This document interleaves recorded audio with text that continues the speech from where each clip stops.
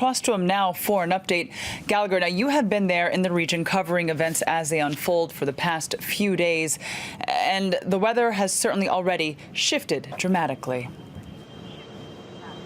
Absolutely, Molly. As you can probably tell around me, it is raining relentlessly. So at this point, it's quite a thinned out rain. Nothing too impressive or threatening. The winds have somewhat picked up. It's going to get a lot rougher and pretty quickly, according to meteorological estimates or predictions. That is probably a sign of what is to come for this city, which most likely, again, sits right in the middle of Irma's path with expected destructions of some of the infrastructure that you might be able to see around me as well, such as basically lampposts or other elements of the city that simply cannot be protected. Too much work for authorities whose priority it is to save human life and get people out of harm's way. About 200 shelters have been set up throughout the state.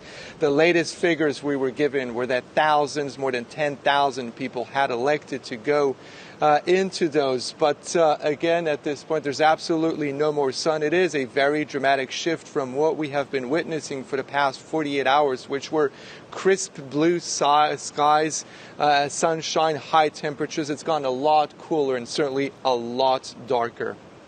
Now, Gallagher, the storm is expected to make landfall on Sunday. Is it too late to evacuate now?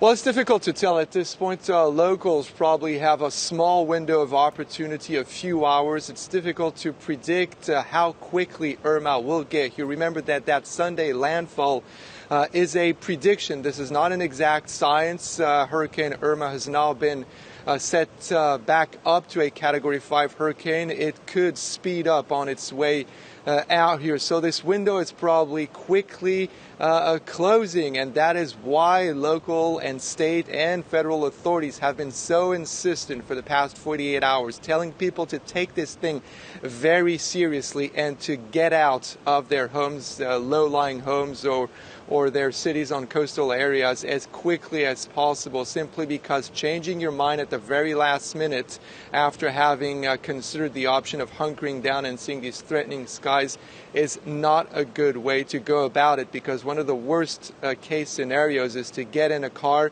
and end up being stranded on a highway that could get flooded. Indeed. Gallagher, thank you very much for that. Gallagher Fenwick reporting there.